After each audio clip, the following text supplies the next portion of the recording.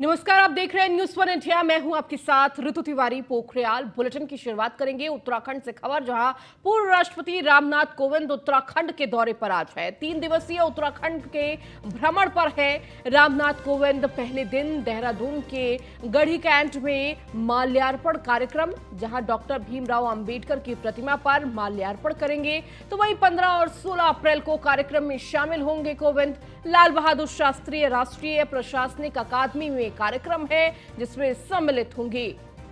तो पूर्व राष्ट्रपति रामनाथ कोविंद उत्तराखंड के दौरे पर है। तो 3 दिवसीय ये पूरा भ्रमण रहने वाला है, जहां आज डॉक्टर भीमराव अंबेडकर की जयंती के मौके पर कार्यक्रम में शामिल होंगे।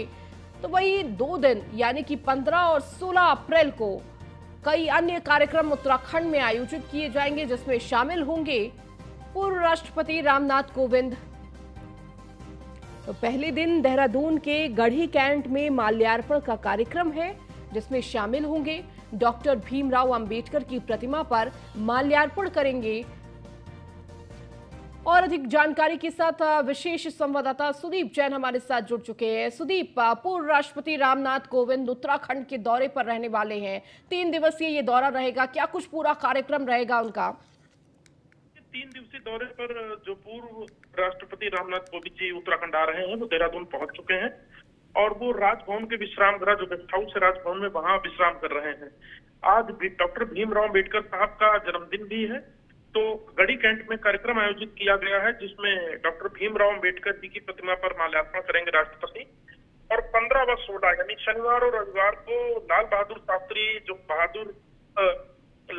शास्त्री जो राष्ट्रीय प्रशासनिक अकादमी मसूरी में है, जहां ये सब सरों की ट्रेनिंग होती है, समय समय पर उनके फाउंडेशन कोर्स होते हैं, उनके अलग अलग कोर्सेज में भी वो एज ए वक्ता आमंत्रित किए गए हैं, तो उनके लेक्चर्स भी हैं वहां पे। तो 2 दिन वो मसूरी में व्यस्त रहेंगे और आज उनका देहरादून में कार्यक्रम है और 16 की रात में उनकी वापसी ट्रेन से दिल्ली प्रस्तावित है। जी, ठीक है। बहुत शुक्रिया सुदीप इस जानकारी को देने के लिए। तो उत्तराखंड के 3 दिवसीय दौरे पर पूर्व राष्ट्रपति रामनाथ कोविंद हैं और इस दौरान तमाम कार्यक्रम है जिसमें वो शामिल होंगे। वहीं प्रधानमंत्री नरेंद्र मोदी आज असम को सौगात देंगे।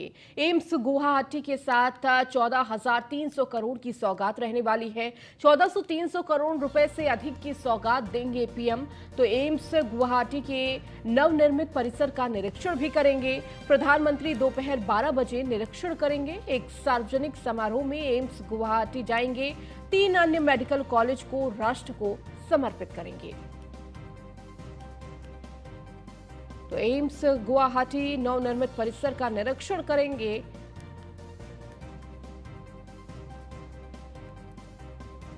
तो 14,300 करोड़ रुपए से अधिक की सौगात।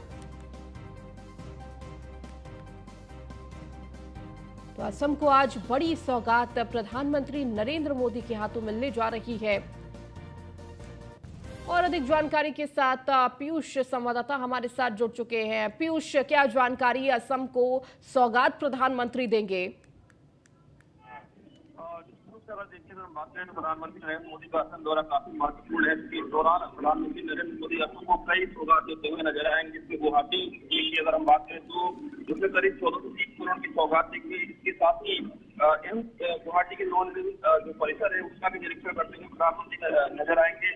ये कार्यक्रम जो है वो 12 बजे के आसपास शुरू हो जाएगा, यानी करीब 12 बजे प्रधानमंत्री इस परिसर का निरीक्षण करेंगे। इसके साथ ही एक सार्वजनिक समारोह में भी जो प्रधानमंत्री है वो वहां पे जाएंगे। इसके साथ ही 3 अन्य मेडिकल कॉलेजों को भी कहीं न कहीं राष्ट्र को समर्पित प्रधानमंत्री करेंगे। निश्चित रूप से काफी महत्वपूर्ण दौरा कहीं न कहीं प्रधानमंत्री का माना जा रहा है और कई जगहों के अगर कार्यक्रम जो तय किए गए हैं, तो आज प्रधानमंत्री नरेंद्र मोदी असम को कई सौगात देते हुए नजर आएंगे। खासतौर पर अगर हम बात करें स्वास्थ्य से जुड़े हुए क्षेत्रों में किस तरीके से, अगर मेडिकल कॉलेज की बात करें, एम्स की बात करें, तो इस तरीके से लगातार भारत सरकार की यही कोशिश है कि केंद्र सरकार की योजनाओं को देश के अलग अलग इलाकों में जल्द से जल्द पहुंचाया जाए और खासतौर से जो अगर में लगी हुई योजनाएं हैं उसको जल्द से जल्द पूरा कराया जाए। इसी कड़ी में प्रधानमंत्री नरेंद्र मोदी का भी असम दौरा माना जा रहा है और काफी महत्वपूर्ण जो बड़ी सौगातें हैं वो कहीं न कहीं असम को देते हुए प्रधानमंत्री नजर आएंगे। ठीक है पीयूष, बहुत शुक्रिया इस जानकारी को देने के लिए।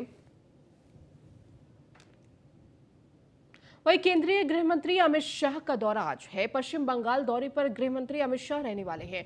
आज पश्चिम बंगाल के बीरभूम जिला जाएंगे केंद्रीय गृह मंत्री। तो बीरभूम जिले में बीजेपी कार्यालय का शिलान्यास करेंगे। कई अन्य कार्यक्रमों में भी शिरकत करेंगे अमित शाह।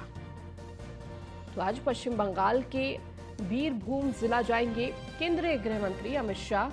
तो पश्चिम बंगाल के दौरे पर गृह मंत्री अमित शाह रहने वाले हैं। इस दौरान कई अन्य कार्यक्रम हैं जिसमें वो शामिल होंगे। इसके साथ ही आपको बता दें कि बीजेपी का कार्यालय जिसका शिलान्यास होना है, इस शिलान्यास में शामिल होंगे गृह मंत्री अमित शाह।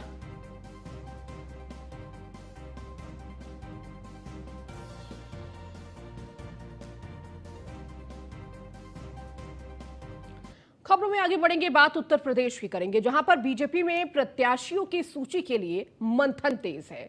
14 अप्रैल को बीजेपी जारी कर सकती है पहली सूची।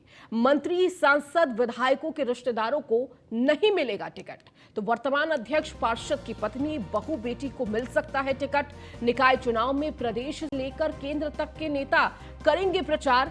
मुख्यमंत्री योगी आदित्यनाथ भी कई सभाएं संबोधित करेंगे। मंत्रियों के साथ ही वरिष्ठ पदाधिकारी भी मैदान में उतरेंगे। तो आज जारी हो सकती है यूपी बीजेपी की पहली सूची। तो निकाय चुनाव नजदीक है और इसे देखते हुए कहीं ना कहीं ये माना जा रहा है कि बीजेपी आज अपने पत्ते खोल सकती है। कौन कौन से वो उम्मीदवार होंगे जिस पर बीजेपी अपना दांव लगाएगी। संदीप मिश्रा हमारे संवाददाता लखनऊ से हमारे साथ जुड़ चुके हैं। संदीप, लगातार सबकी नजर है कि किस तरह, तो हमारे साथ हमारे संवाददाता स्कंदता मिश्रा हमारे साथ जुड़ चुके हैं। स्कंदता से तमाम अपडेट ले लेते हैं। स्कंदता, जिस तरीके से निकाय चुनाव को देखते हुए लगातार पार्टियां अपने अपने उम्मीदवारों की लिस्ट जारी कर रही है, कहीं ना कहीं सबकी नजर बीजेपी पर है। बीजेपी किस तरीके से माना जा रहा है कि आज या फिर कल में अपने उम्मीदवारों की लिस्ट जारी कर सकती है? देखिए, सभी पार्टियां धीमे धीमे अपने मेयर्स की प्रत्याशियों की जो सूची है वो रिलीज़ कर रही है और जिसे बोला जाए कि टुकड़े टुकड़े में 8 प्रत्याशियों की, या पहले चरण में जो कुछ वार्ड के प्रत्याशी हैं, कई जगह ऐसी भी है जैसे कांग्रेस ने अपने 15 पार्षदों की सूची रिलीज़ की थी जिनमें वहाँ से कोई और आवेदन नहीं आए थे। ऐसे में आज भारतीय जनता पार्टी से उम्मीद है आज शाम तक या फिर कल 15 यानी 14 और 15 अप्रैल 2 तारीख हैं जब भारतीय जनता पार्टी अपनी सभी जो भी पार्षद है, जो भी नगर पालिका परिषद के अध्यक्ष है, नगर पंचायत के जो अध्यक्ष है, उन सबकी सूची रिलीज कर सकती है भारतीय जनता पार्टी। वही समाजवादी पार्टी भी और जितनी भी पार्टियां, बसपा भी है, वो भी आज और कल 2 तारीख ऐसी है जिनमें अपने आज सूची रिलीज कर सकती है प्रत्याशियों की, क्योंकि 17 तारीख आखिरी तारीख है नामांकन के लिए। उसके बाद में तो इसकी वजह से सारी प्रत्याशी जो है वो नामांकन से पहले अभी जो है सूची रिलीज कर देंगे। और आज जो बाबा साहब अम्बेडकर की जयंती है उस उपलक्ष्य में जो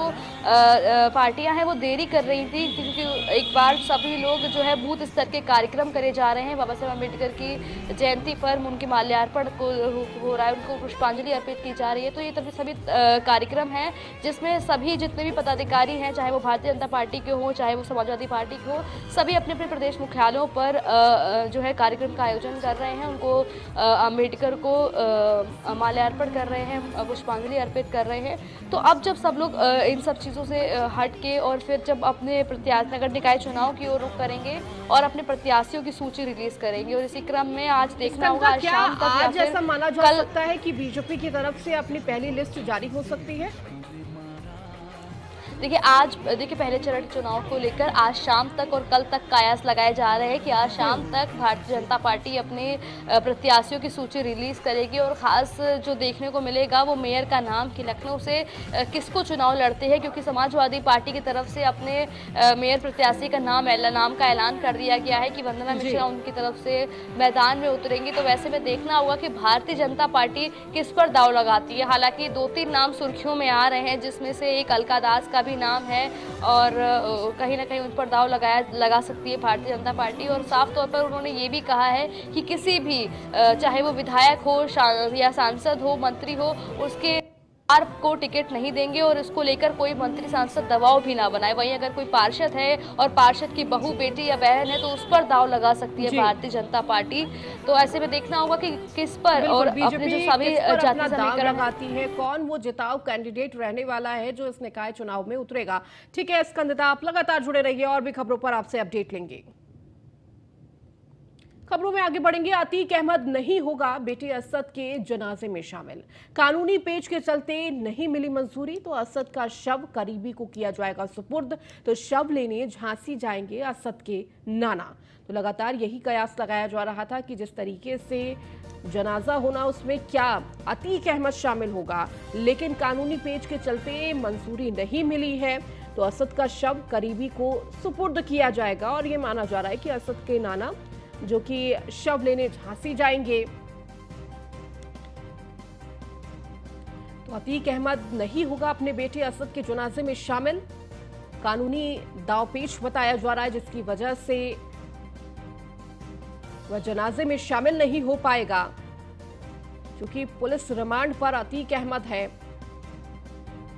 और इस दौरान कानूनी दावपेच इस तरीके का है कि वो अब जनाजे में शामिल नहीं होगा, इसीलिए असद का शव करीबी को सौंपा जाएगा। और माना जा रहा है कि झांसी असद के नाना पहुंचेंगे उसका शव लेने।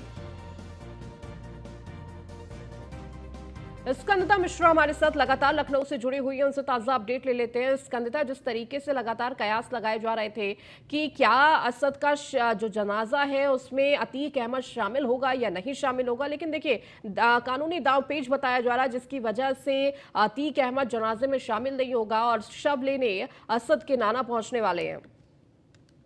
जी बिल्कुल, देखिए अतीक अहमद और उनके भाई अशरफ दोनों को जो है 4 दिन की रिमांड पर रखा गया है। 17 तारीख तक वो रिमांड पर रहेंगे।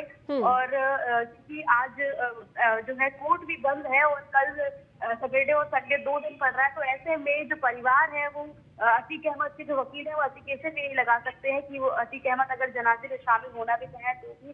तो ऐसे में जो असद है उनके जो नाना साइड के जो लोग हैं, नाना है और जो मौजा है, वो झांसी पहुंचेंगे असद का शव लेने के लिए। और वही जो अभी का जो ससुराल है वहां पर ले जाकर उनका जनाजा निकाला जाएगा, उनका अंतिम संस्कार की विधि पूरी की जाएगी। वही अगर गुलाम की बात की जाए तो दूसरा व्यक्ति जो शूटर था जो मारा गया कल एनकाउंटर में, उसकी शव को उसके घर वालों ने लेने से मना कर दिया। उसकी माँ और भाई ने पहले ही इनकार किया था कि अगर एनकाउंटर में मारा जाता है तो उस पर वो कुछ भी दावा नहीं करेंगे। और जो भी जिस तरीके से उसने जब ये जो इनकी दुनिया में कदम रखा था तभी उन्होंने उससे सारे रिश्ते नाते तोड़ दिए थे। और ऐसे में अब जो गुलाम का जो ससुराल है वहां से कुछ लोग आएंगे, वो उनका शव लेकर जाएंगे, उनके ससुराल ले जाया जाएगा गुलाम का शव। और अगर असद की बात की जाए तो असद की जो माँ है शाइस्ता परवीन, वो भी काफी लंबे समय से फरार चल रही है। तो ऐसे में अगर उनको जनाजे में शामिल होना है तो उससे पहले उनको सरेंडर करना पड़ेगा। तो कुछ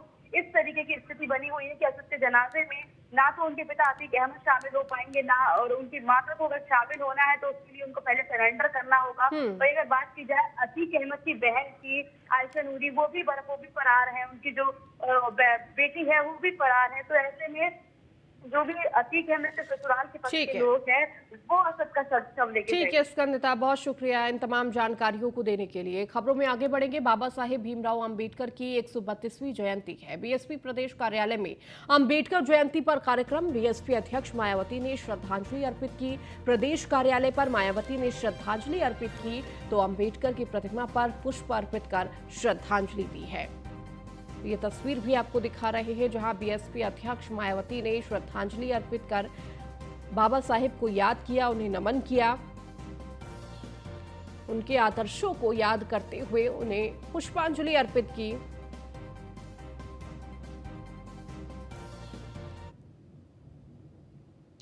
एक तरफ जहां पूरे प्रदेश का फोकस अतीक और अशरफ पर था, तो वहीं दूसरी ओर अतीक के साहबजादे का बाबा की पुलिस ने किस्सा खत्म कर दिया। यह बाबा की पुलिस थी जिसने अतीक को भरे कोर्ट में फूट फूट कर रोने पर मजबूर कर दिया। कहते हैं भगवान के घर देर है पर अंधेर नहीं। सबके गुनाहों की सजा इसी धरती पर मिलती है। दूसरों की जान लेने वाला आज खुद जमीन पर पड़ा हुआ है। जी हाँ, उमेश पाल हत्याकांड में फरार असद अहमद और शूटर गुलाम पुलिस मुठभेड़ में ढेर कर दिए गए। इस खबर को सुनते ही अतीक कोर्ट में रोने लगा। अब माफिया अतीक को पता चलेगा कि अपनों का खून बहने पर कैसा दर्द होता है। वही माफियाओं को मिट्टी में मिलाने की बात करने वाले प्रदेश के मुखिया योगी आदित्यनाथ ने एनकाउंटर पर अपनी प्रतिक्रिया दी। उन्होंने अधिकारियों की तारीफ की और सीएम ने यूपी एसटीएफ की सराहना की। क्या कहा, चलिए आपको सुनवाते हैं। इस माफिया को मिट्टी में मिला देंगे। सरकार किसकी है? सरकार किसकी है? हुकूमत में हो। असद के एनकाउंटर के बाद यूपी सरकार लगातार पुलिस और एसटीएफ टीम की तारीफ कर रही है। दूसरी तरफ विपक्ष एनकाउंटर को झूठा बता रहा है और योगी सरकार पे निशाना साधा जा रहा है। इस बीच सभी विपक्षियों का जवाब देते हुए डिप्टी सीएम केशव प्रसाद मौर्य ने कहा कि पुलिस और एसटीएफ अपना काम कर रही है। हमने पहले भी कहा है कि कानून के आधार पर ठोस कार्रवाई करेंगे। ये कार्रवाई भी संविधान के तहत है। आगे सुनिए उन्होंने क्या कहा। जो अपराध करे उसे डरना चाहिए, लेकिन जो जेल में है वो कोर्ट में जाएगा। जो कोर्ट में जाएगा, कोर्ट जो सजा सुनाएगी उसके हिसाब से उसको सजा दिलाने का काम किया जाएगा। लेकिन अपराध करने वाले अब ये समझ ले कि अपराधियों का संरक्षण करने वाली समाजवादी पार्टी की सरकार अब उत्तर प्रदेश में नहीं है, भारतीय जनता पार्टी की योगी आदित्यनाथ जी के नेतृत्व। समाजवादी पार्टी ने राजनीति का अपराधीकरण किया है, अपराधियों को राजनीति में बढ़ाने का काम किया है, अपराधियों को विधायक सांसद बनाने का काम किया है। जिन अपराधियों को जेल के सीटों में होना चाहिए वह डीएम और कप्तान को सपा सरकार के समय ऑर्डर देते हुए दिखाई देते थे। अच्छा, बसपा से ताल्लुक क्या रख रही हैं? सपा बसपा में कोई अंतर नहीं, कांग्रेस में कोई अंतर नहीं। कोई भ्रष्टाचार का दोषी है, कोई अपराधियों को संरक्षण का दोषी है, कोई तमाम ऐसी तुष्टीकरण की घटिया राजनीति का दोषी। फिलहाल असद के एनकाउंटर पे उमेश पाल के परिजनों ने कार्रवाई पर संतुष्टि जताई है और सीएम योगी का आभार जताया। Bureau report, news 1 India. Uttar Pradesh में होने वाले निकाय चुनावों में सपा रालोद गठबंधन एक बार फिर विवादों के घेरे में आ गया है। एक दिन पहले सपा ने निकाय चुनाव के लिए प्रत्याशियों की एक लिस्ट जारी की है। इसके बाद रालोद से प्रत्याशी की एक लिस्ट सामने आई है। लिस्ट में मेरठ से रालोद ने मनीष अहलावत को मेयर प्रत्याशी के रूप में उतारा है। तो दोनों पार्टियों ने अपने अपने उम्मीदवार मैदान में उतारे हैं। तो मेरठ में टूटा आरएलडी और सपा का गठबंधन।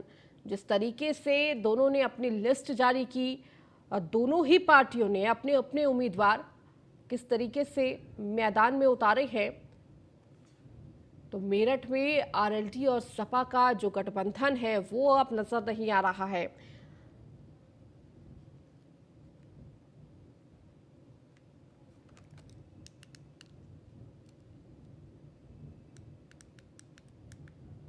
लखनऊ से खबर है जहां एक युवक को स्टंट करना भारी पड़ा। आपको बता दें, हाल ही में गौतम पाली थाना क्षेत्र में स्टंटबाजी का एक वीडियो हुआ वायरल था, जिसमें लग्जरी बाइक पर युवक का स्पाइडरमैन बना हुआ था, जिसको पुलिस ने गिरफ्तार कर लिया है।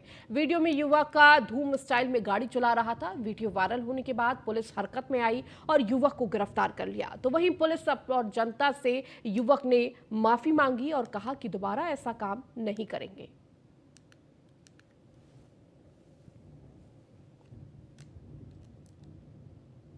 कन्नौज में मित्र पुलिस की परिभाषा को बिगाड़ने में छिबरामऊ पुलिस लगी हुई है। आपको बताते चले कि कोर्ट के आदेश के बावजूद भी फरियादियों के साथ पुलिसकर्मी बदतमीजी करते हैं। कोतवाली क्षेत्र के बजरिया मोहल्ले के रहने वाली रूपाली ने बताया कि उसके पति आशुतोष के साथ किसी बात को लेकर पति से विवाद चल रहा है, जिसका उसने केस कोर्ट में दायर किया। कोर्ट ने ससुराली जनों को गिरफ्तार कर और कुर्की के आदेश दिए। जब गिरफ्तारी नहीं हुई तो पीड़ित महिला कोतवाली पहुंची तो उसके साथ वहां पर पुलिसकर्मियों ने बदतमीजी की। वहीं महिला ने कोतवाली इंस्पेक्टर पर गंभीर आरोप लगाते हुए कार्रवाई न होने पर आत्महत्या की धमकी भी दी है।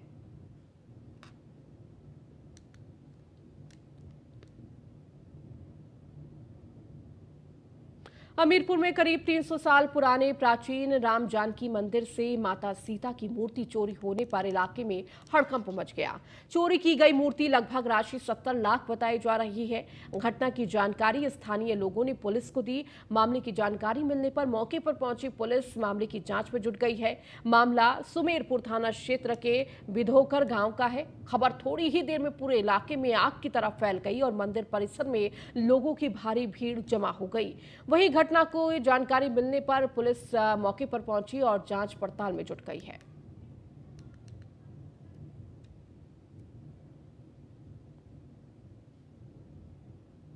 सीएम योगी आदित्यनाथ का कार्यक्रम आज क्या कुछ है आपको बता देते हैं। मुख्यमंत्री योगी आदित्यनाथ विभिन्न कार्यक्रमों में शिरकत करने वाले हैं।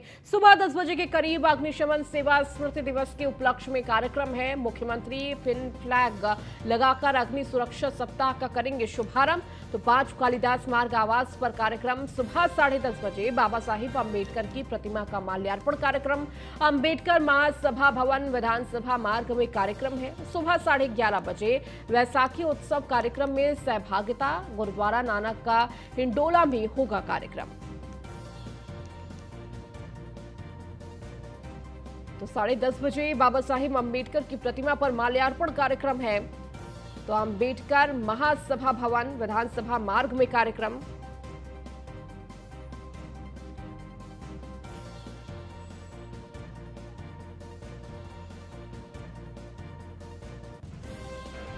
तो गुरुद्वारा नानक का हिंडोला में ये कार्यक्रम होगा। तो सीएम योगी आदित्यनाथ के क्या कुछ कार्यक्रम रहने वाले हैं दिन भर आपको बता रही है। मुख्यमंत्री योगी आदित्यनाथ कई कार्यक्रमों में शिरकत करेंगे। और अधिक जानकारी के साथ एसके वाजपेयी संवाददाता हमारे साथ जुड़ चुके हैं। एसके, आज सीएम योगी आदित्यनाथ के क्या कुछ महत्वपूर्ण कार्यक्रम दिन भर रहने वाले हैं? बिल्कुल, मुख्यमंत्री योगी आदित्यनाथ आज कई कार्यक्रमों में शिरकत करने वाले हैं, जिसमें से सुबह अग्निशमन स्मृति दिवस का कार्यक्रम है, जिसमें मुख्यमंत्री को पिन फ्लैग लगाकर फायर सर्विस के डीजी इस सेवा का शुभारंभ करेंगे। क्योंकि ये पूरे माह भर चलेगा। ये सुरक्षा को लेकर जो कार्यक्रम है अग्नि सुरक्षा से जुड़ा हुआ, उस पर मुख्यमंत्री योगी आदित्यनाथ के सरकारी आवास 5 कालिदास मार्ग पहुंचेंगे फायर विभाग के अधिकारी। दूसरा बड़ा कार्यक्रम है, चूंकि अम्बेडकर जयंती पर कार्यक्रम है, जिसमें अम्बेडकर महासभा जो कि विधानसभा के सामने स्थित है, वहां पर भी मुख्यमंत्री उस कार्यक्रम में जाएंगे। जो कि उत्तर प्रदेश सरकार कोशिश कर रही है कि लगातार जो अम्बेडकर के मूल्य हैं, जो अम्बेडकर के आदर्श रहे हैं और उनसे जो जुड़ी हुई चीजें हैं, कहीं न कहीं उनको लोगों तक पहुंचाया जाए। उस दिशा में एक और कदम आगे लगातार उत्तर प्रदेश सरकार बढ़ा रही है। उस पर आयोजित कार्यक्रम है, जिसमें मुख्यमंत्री योगी आदित्यनाथ, डिप्टी सीएम ब्रजेश पाठक, साथ ही साथ पर्यटन मंत्री जयवीर सिंह भी इस कार्यक्रम में शामिल होंगे। साथ ही साथ वैसाखी उत्सव का कार्यक्रम भी है, जो कि गुरुद्वारा में होना है। ये कार्यक्रम सुबह 11:30 बजे है, जिसमें मुख्यमंत्री योगी आदित्यनाथ इस कार्यक्रम में जाएंगे, जहां पर मुख्यमंत्री को शिरकत करना है। जी चलिए, ठीक है इसके, बहुत शुक्रिया इन तमाम जानकारियों को देने के लिए।